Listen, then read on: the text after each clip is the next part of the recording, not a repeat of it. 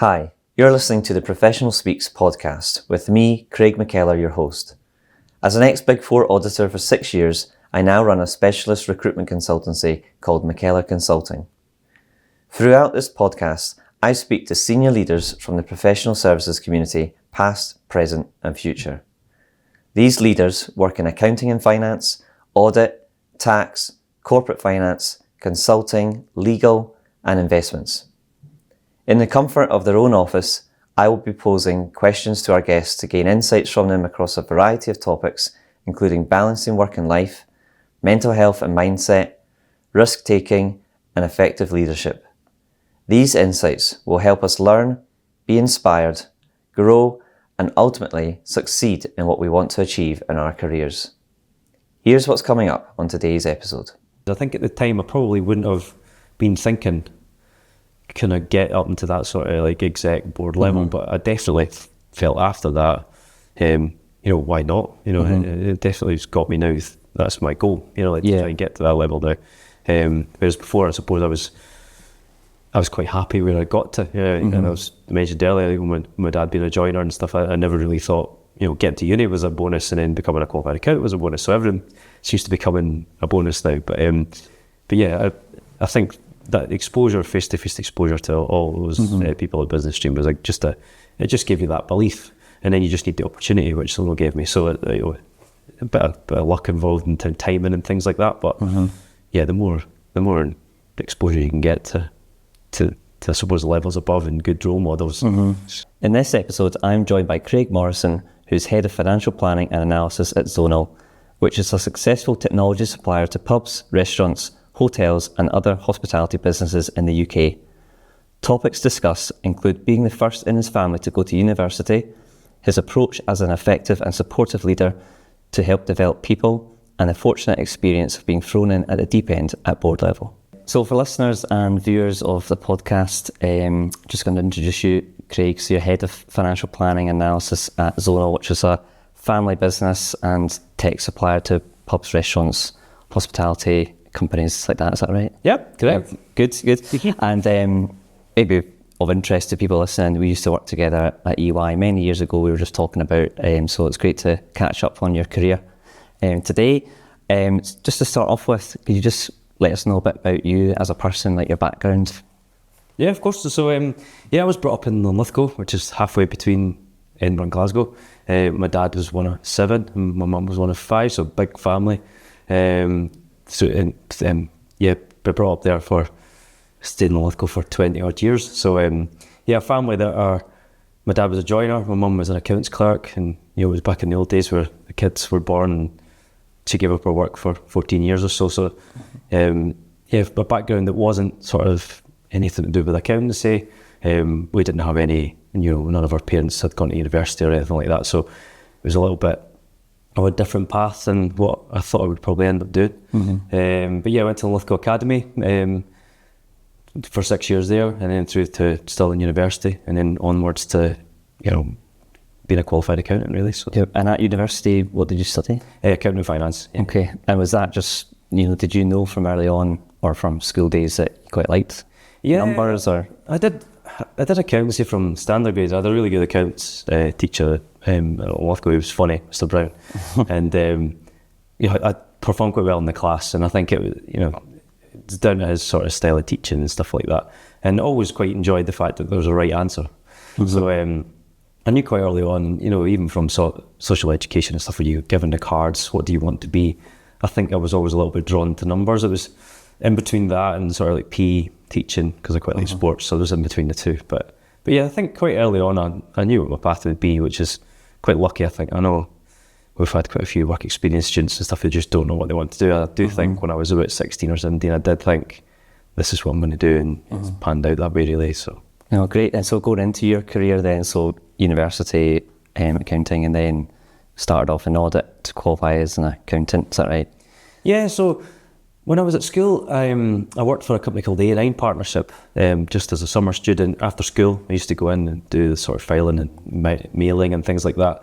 And then during summers, when I was at uni, I did a bit more of sort of like help with payroll, accounts assistant, help with the IT, bit of everything, to be honest. So they sort of set me off in the path, if you like, and I worked right through uni with them. And then after uni, I went full time with them. And that was, we stepped away from doing a bit of everything, reception, etc., to actually doing some accounts. So that was great. But I did know at that point I wanted to try and, look at Big Four and things like that. So that's where I started my exams actually at A9. So I'd already started ACCA. And then, got in contact with EY and got the job there. I think I was only 21, so I think I was probably the youngest person, I think, at the time in the office to join. So that was a bit unusual. I think most people join to do an ICAS. So I joined to cover the ICAS students when they were off studying. So they almost their blog, I would step in at that point type thing. So so I was at EY for just under 5 years. Did all my exams there, and then left to go to Johnson & Michael, which was quite short-lived, maybe only for a year or so. Actually, I moved when I was waiting for my exam results and passed when I got there. Right. So I think so. It was a bit of I suppose at the time. Do you remember why you made that move at that, I guess at that point, why wouldn't you wait for your exams? Yeah. I mean, I think it's a hard school working for. I look back at EY really fondly. Now I've got hindsight, but at the time it was, that'd be my 5th busy season. It was a lot of hours. It was quite difficult work. And I knew a couple of the senior managers and directors at HSE who'd been asking in the market who was available. So it just seemed exciting at the time. And, it was, wasn't any real reason in that, just for a bit of a change. But yeah, it was a big difference for me going from a sort of quite a techie audit place like EY to more of a paper-based one at Johnson & Michael. Independent, aren't they? Yeah, which was like, it was good. It was different types of customers. You got away from your FTSE 100 clients to like some smaller kind of areas of stuff. But it was a really good, because again, I quite liked the variation of audit altogether. Every couple of weeks you got a different customer. So that was great. But by that point, a lot of my friends started joining some of the bigger banks and stuff like that. So I did start to look at that way a little bit. So I was at GC for maybe just over a year. And then I moved to Lloyds Bank, which was Bank of Scotland, Lloyds Bank, if you like, to the financial reporting team there. And when working there, it was a lot to do with deadlines, financial reporting, financial control, and various roles within that, really. But really back to the sort of big team environment that was used to EY. I quite enjoyed that. Thrived under that a little bit, to be honest. So a bit of a background in financial reporting to begin with, like just some of the smaller dormant entities and stuff like that. Then financial control, working with lots of different data and systems. Really enjoyed that. And then I got promoted to manager when I was there, working in the equities team. So that was just lots of smaller companies and doing the management accounts and unit accounts for them. So it was really quite good there. So and there, did you know kind of what path you wanted to go down, and I guess in finance or in your career, or? I mean, to be honest, I think at that point, once you get into FS, you sort of go into the hierarchy, if you like, and there's just a lot of people in there, and it's, I guess at the time I would just think I'll get as high as I can. So and I think I was there for a bit, and then there was the sort of downside of the banks, I suppose, in that point was it was after the financial crisis, etc., and there was always redundancies every 18 months, 2 years, and that was quite difficult to deal with. So it gave you a little bit of a opportunity did arise, so you could get, I did quite well out of it, to be honest. But after, I was in this sort of non-core equity area, I could see that coming down the line at some point was going to be that sort of another redundancy round, etc. But I mean, now obviously things have flipped again, things are moving again. But so it was really just making the right decisions at the right time. And that's when Tesco Bank opportunity came along, which flipped it again completely to like planning and forecasting, which again, at that point, I was thinking, I've done financial control, I've done financial reporting, I've done audit. So what's the next one? The next one was a naturally sort of forecasting role. So it was a bit of a no-brainer in the end to go there. So that's going into more of a forward-looking role, would you say? And commercial type of role? Yeah, exactly. And I think once I got to Tesco Bank, that's when you start to think a bit more of, right, what type of accountant do I want to be? And my personality is, to make relationships, be organised, and it kind of run things like that. So I ended up in that sort of role and realising I really enjoyed the ins and outs of that. So you maybe have X amount of budget holders, and you would, create a timetable and communicate with everyone, make sure that everything's being consolidated correctly, and then, pull it all together with some sort of report. So that's when I realised, right, I do quite like this. This comes quite naturally to me. And at Tesco Bank, the role changed a little bit as well and became a sort of planning and reporting type of role. Again, I got another promotion there, which was good in terms of progression. The really good team there to, my kind of really good role models who made me believe that, I was going in the right direction, etc. And then again, towards the end, there was another sort of round of redundancies. I wasn't made redundant, but a lot of our team were, so it sort of split it a little bit. Again, just sort of like gave me that little bit of, right, where do I go next? I mean, I always sort of look at my roles in kind of 18 months to 2 year cycles, like what do I do next? So if you've done the same thing for 18 months, what are you going to go and do it for another 18 months? Yep. Sometimes that is the answer. So Tesco Bank had 2 kids, so there was a little bit of trying to keep what I can do. I knew I could do my job well, so try and keep it, steady the ship a little bit. And then towards the end of that, it was like, what do I do next? And that's where I decided to move out of FS completely with when the role came up at Business Stream. So and that was always in the back of my head because at EY and JC working in industry audit, looking at those types of companies always had a bit more interest in. You can see what the product is, what they're selling, what the cost base is. It's a lot more, we're in the bank, you're in a huge big organisation, and generally in certain parts of it, at Lloyds I was in, LIBOR and loans and mortgages, where Tesco Bank was a bit more pan bank, a lot more products. But then, moving out into industry, just it's a bit more end to end. You can see the whole business. So I like that. So yeah, I mean, the organisations you've worked for, you've kind of worked for a massive company or, a small company, but not a tiny company. Yeah. And, would you say I guess it's quite obvious maybe working in a smaller organisation of the impact that you can make in your job and guess and what everyone's trying to kind of achieve collectively. Do you get that feeling, and is that something you enjoy? Yeah, I think that, Business Stream is a good example. Business Stream is a really good culture, working environment. Could you just say what Business Stream is as well, just for people in the maybe other parts of the world? Exactly. So Business Stream, the third biggest water retailer, the non-domestic water retailer in the UK. They sort of broke off from Scottish Water, so all water in Scotland used to be publicly owned. And then what they did was any non-domestic water was sort of taken out of public ownership and diversified out across, whoever was the highest bidder, I suppose. And Business Stream was the sort of non-domestic arm of Scottish Water to begin with, and now it sits as its own, as a sort of arm's length business. So it's the market leader in Scotland, and it's now, the last few years started to go into the rest of the UK. So it's the third biggest in the UK. So as much as it's a smaller company in terms of staff numbers and stuff like that compared to Lloyds, it's still a market leader in the whole of the UK. So that was it was a big change from that. You're trying to learn how it works in terms of buying and selling water. It's not easy. I'm not going to bore everybody with the details of that, but you can go and read it up. But yeah, that was a really good role for me because it started quite bumpy because I got recruited, and the head of that recruited me actually resigned before I sort of got there. So I got there, and Billy was leaving to move on to another role.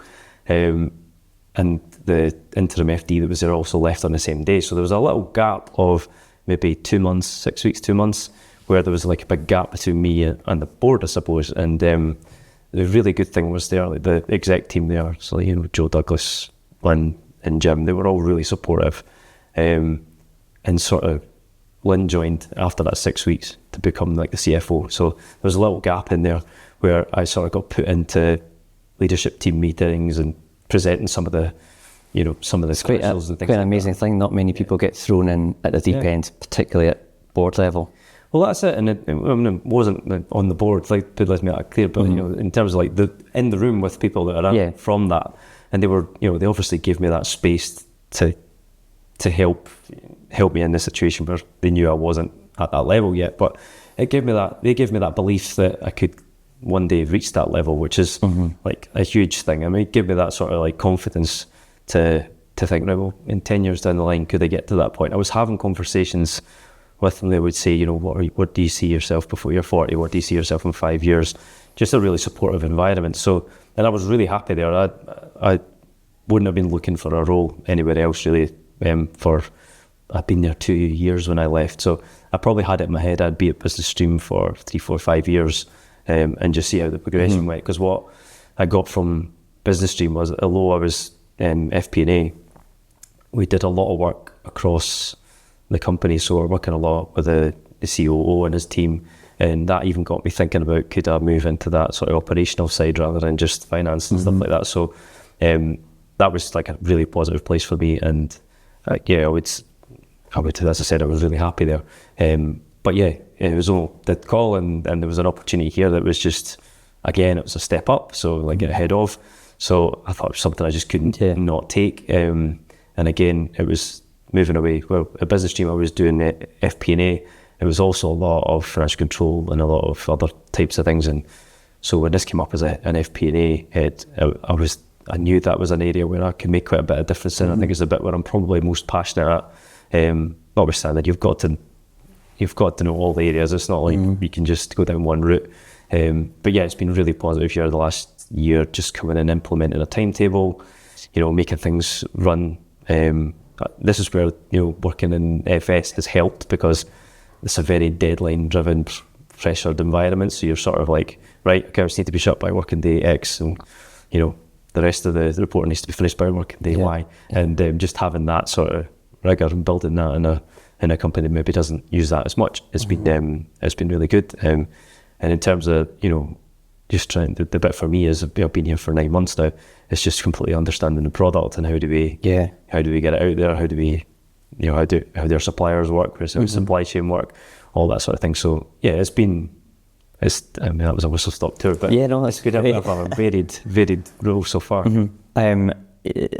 So going back a bit then, so post qualification, you stayed in professional services for a little bit, and do you find? I just want to ask, did you find that was quite helpful in developing yourself? I guess when you've not got the exams and work together, but you can just concentrate on work. Do you feel that that's maybe like a shackle, released, that helps you immerse yourself a bit more in the work, and you haven't got the exams over your head? Yeah, there's a bit of that. I mean, I think because we've always been kind of tuned to doing something else on top of your workload.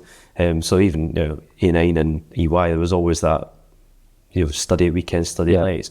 So once that sort of finished, it did give you that space, which was nice. But I guess by that point I was already sort of in the point, right, well, I've got this extra time. And naturally, it was probably filled by just doing a bit more work.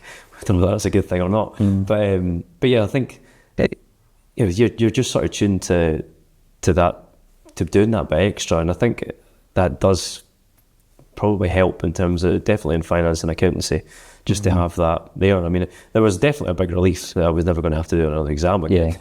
But yeah, I think when I think back to when that happened, I think it didn't make it.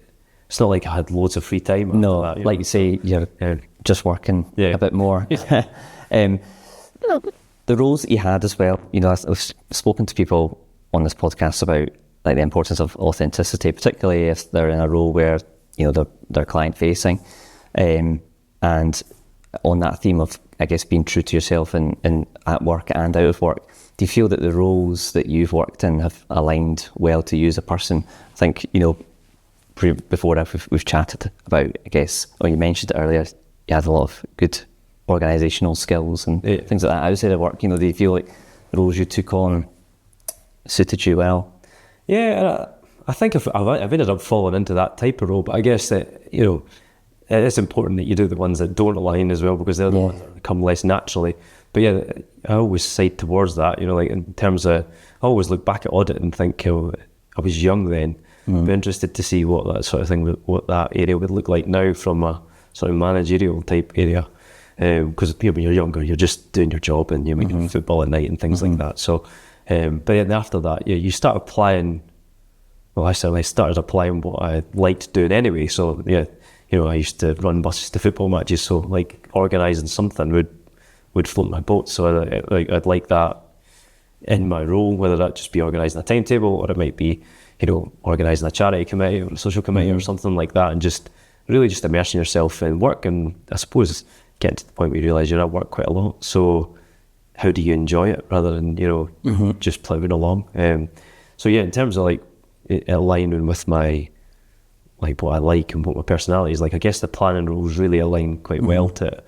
And yeah, what I do like about month end and financial control and financial reporting is it's quite rigid, and I am quite like that. But it's like, this happens on that day, and then every month you try and get quicker and better at it. Yeah, so yeah, and you just mentioned there as well, you kind of work a lot. I think it's maybe an obvious thing to say, to climb the ladder or in your career or to be successful, you have to put the effort in, the time in. But I think often people, want to succeed in their career, but want to have that work-life balance, and then there's no definition in the dictionary of what work-life balance is. We all interpret it differently and manage it differently. Would you say, and you've got a family as well, would you say that's something that's evolved for you over time, that's developed in terms of how you manage that, and maybe how you even communicate that to people that report to you as well?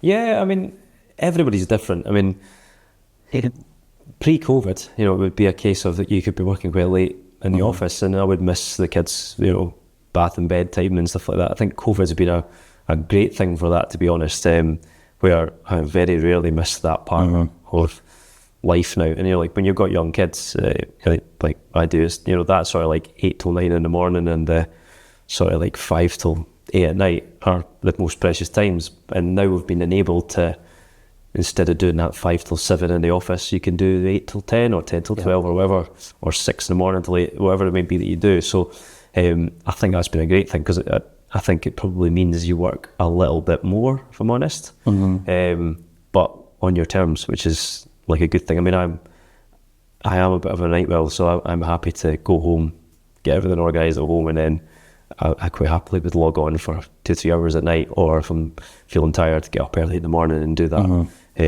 But I wouldn't expect anyone to do the same as I do. And I always kind of make it clear if there's an email coming from me at some crazy hour, like say 6:15 in the morning or something like that, then I'm not expecting a reply. And what I always try to say in my teams is, it could be kids, it could be, a hockey team or a football team, or, you might have a music class or whatever it may be. Your job's your job. Just trust your team to work out the week as they see fit. And as long as everything's getting done, there's no reason why, someone can't flex their days as they like. I mean, I always try and stay to keep the weekend precious. Every once in a while, we may have to do something on the weekend, but it's important to get some sort of break. But yeah, Monday to Friday, it's pretty dominated by work, to be honest, but that's a choice. Yeah, no, I agree. I think if you say to yourself, I'm not going to work the weekend, or I'm not going to work in the evening, most days, let's say, and so kind of how many hours you've got in that week to work, you can also be more productive and more effective at your job. I mean, I've found it with kids, just the pressure on your time a lot more than before, but then you get a lot more out of the time that you spend when you work. That's a bit of I guess for me, it's how it's evolved. Yeah, absolutely. And I think you do less as well, I suppose. I've not got as many social commitments as I did in my 20s and things like that. So there is, and work is a lot more important to me now. So it's and I think that's where when that kicks in, it's not like you're doing it because you're not miserable doing it. You're doing it because there's an outcome to it. That's what your boss can working towards. So, but yeah, I think COVID's been a great thing. We've been quite lucky on that front, I think, to have that sort of, even being able to work from home 1 or 2 days a week, just to cut the commute. That cuts 2 hours of your day. Generally, personally, we just work those 2 hours, but it gives that bit more, like you can block out the noise and the meetings and just get stuck in at home. But yeah, notwithstanding, I do like the fact we're in the office 3 days a week here, and it's great to get back in the office to get that sort of inner team working happening again. But I think that mix of both brings out the best in anyone. Right? Yeah, no, absolutely. And you've mentioned you're head of FP&A, so have you got people reporting to you? Is that right? Yeah. And how would you, what's your approach maybe as a leader? I think as you've got into this position, and if you look forward, you're going to have, I'm not saying you you didn't have responsibility before. I know you did, but I guess as you become more senior, thinking about how you are a leader, how you're approachable, how you develop people, what's your thinking around? Yeah, I mean, I always start off with like know your team, like get to know what makes them tick, what makes them stressed, all these different parts of each personality really, and spend time on that. That's the most important thing.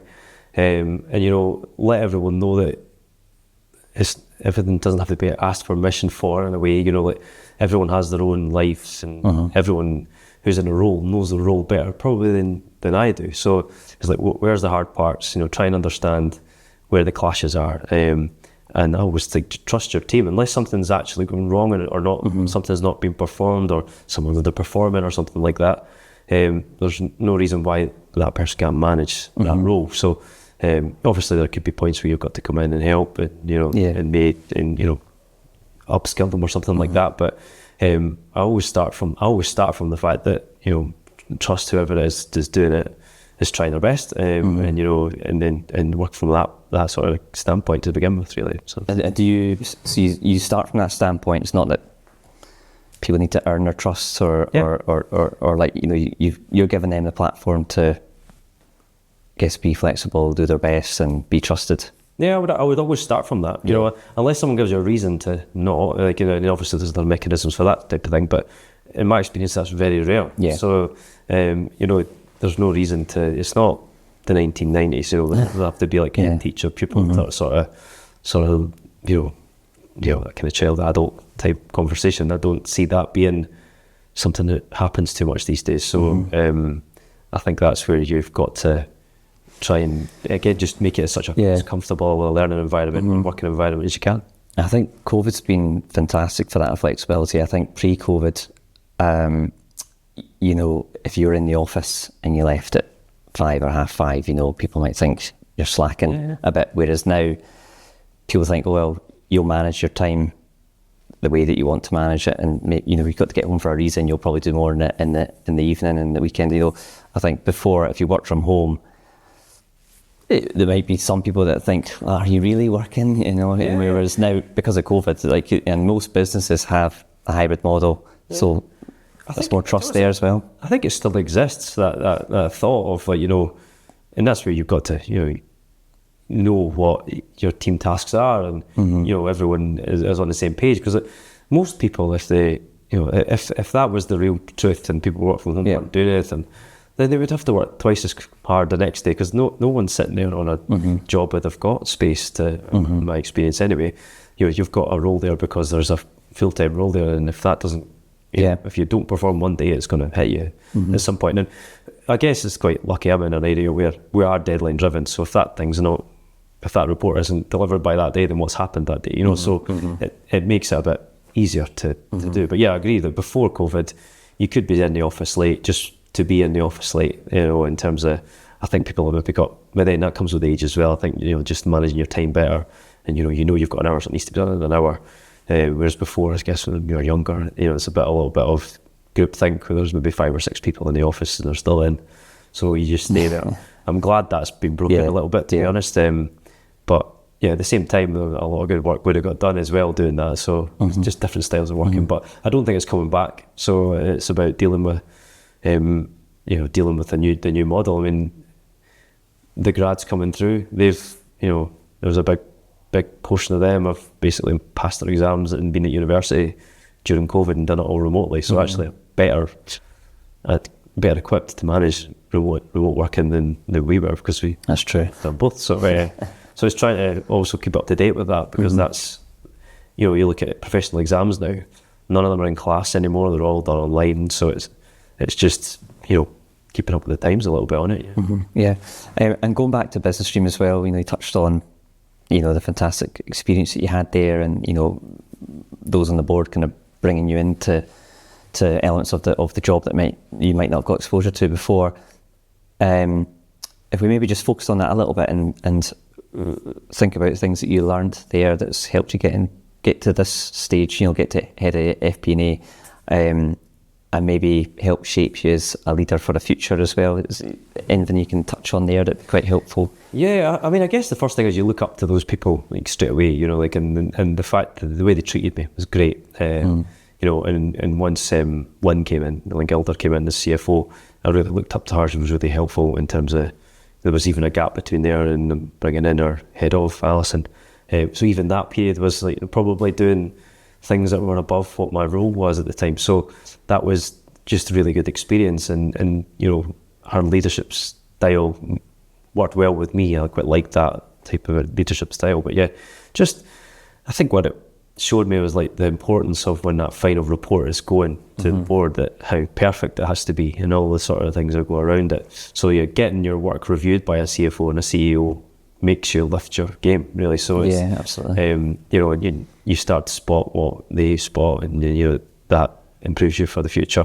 But yeah, I think the biggest thing there was really the exposure to it, and then just them having that belief, and you know, having that direct line in a sort of non-hierarchical organisation where you could go up and chat to any of those people. I was going to say, you know, not that this will be the reason, but do you think it helps that you are present? You know, I guess, and you know, a lot of people maybe out there do prefer to not be working in the office, but surely it must be quite hard to get exposure like you got there if you're not in the office. And like, you know, they were hybrid as well. They were 3 days a week, so the office was, and it was the first post-COVID office I'd worked in where, and actually I left not long after they'd moved it, but you know, we moved from the big white elephant office to like I think it was maybe 60% of the desks. So it felt really busy again, and there was that office buzz there about. So definitely being there helps, you know, raise your profile. I think it does, but you know, if you're exposed to people walking past them at the coffee machine, at lunch, all the other areas. Otherwise, you're on a call and an agendaed call. You're talking about the one section you're meant to be talking about. So I think there's got to be a mix, you know, and I think you will. I think there's been a lot of studies done on it, and I think people that are probably more present and face to face are the ones that are sort of recognised more, I suppose. But that doesn't surprise me.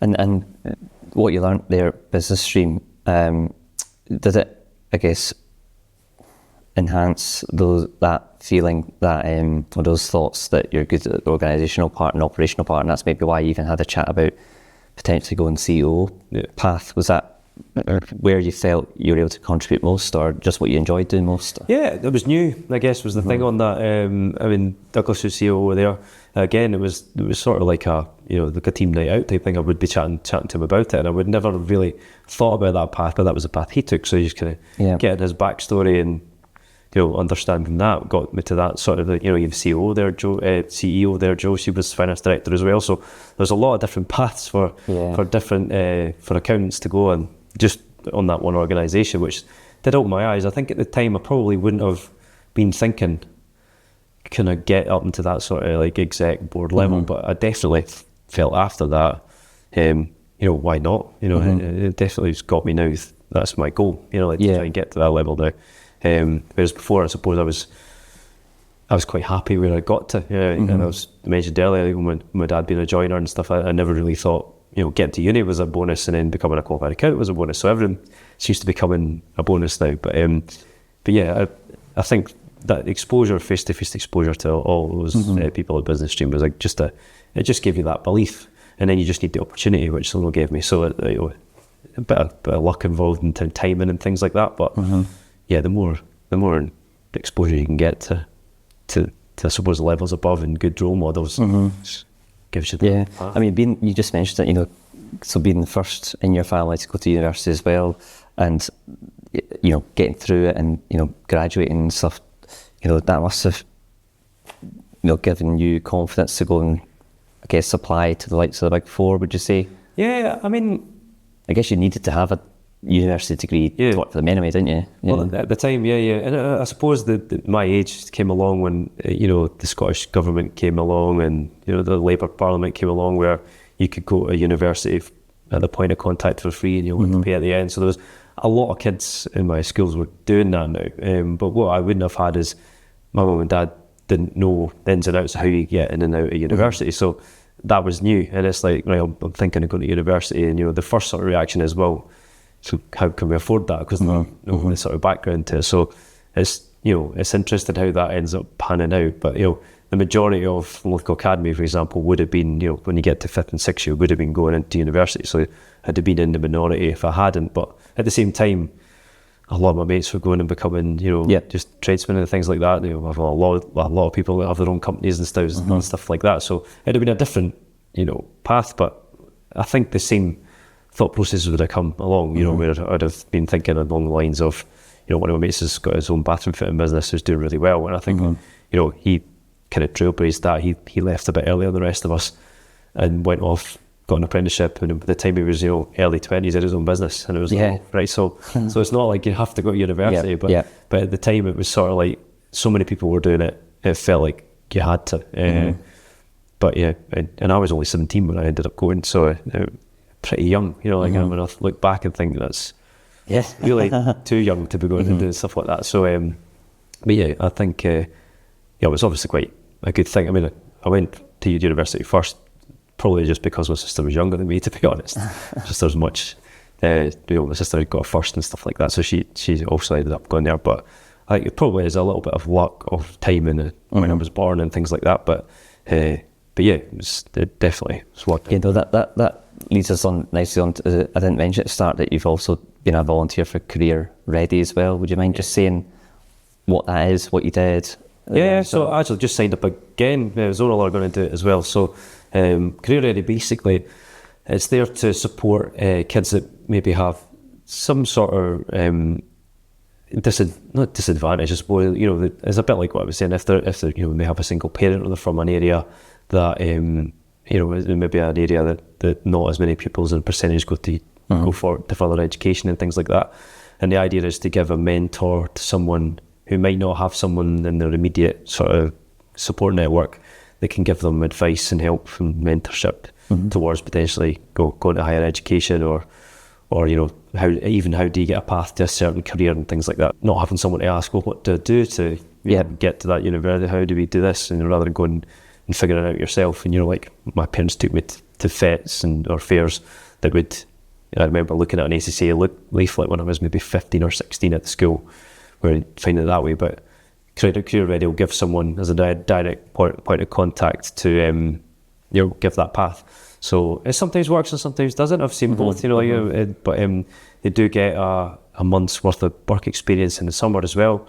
So that'll help in terms of coming into an office environment and things being like exposed to the corporate world and And there'll be, I would be in contact for like 18 months, right through sort of like you do touch points every month, I think, up until the placement, and then the placement's for a month, and then you keep in contact for a little bit after that, where they are going into 6 years, typically like 16, 17 year old age. So it's on that kind of lead up to potentially further education and things like that. So really good initiative. So if somebody wants to get involved, it's more the company that kind of gets involved. So you can bring them in. Yeah, the company needs to be on board, but of course, employees can put it forward as an idea, and I think most companies would like to get involved if they can, because it's really, really positive.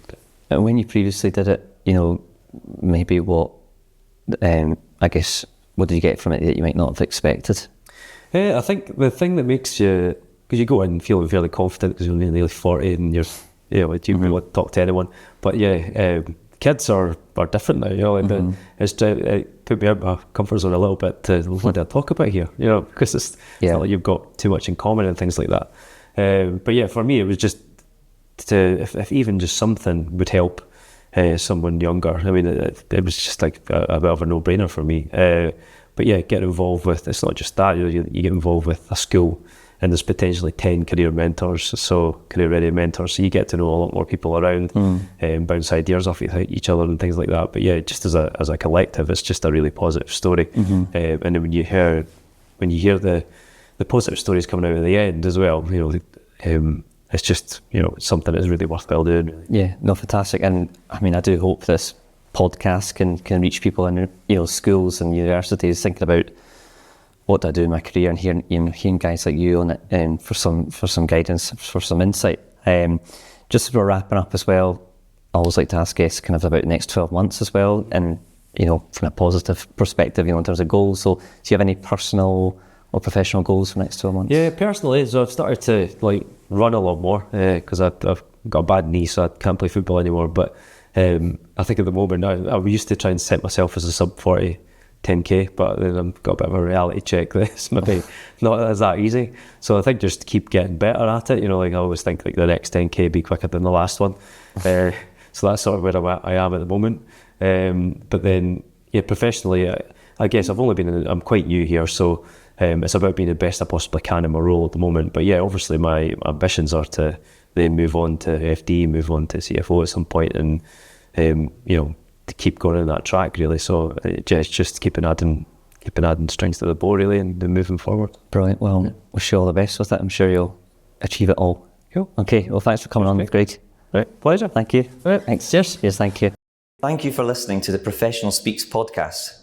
This podcast was produced by Springwood Studio Productions. Remember, you can watch the episode recording on our YouTube channel, and if you can, please do subscribe and share with all of your friends.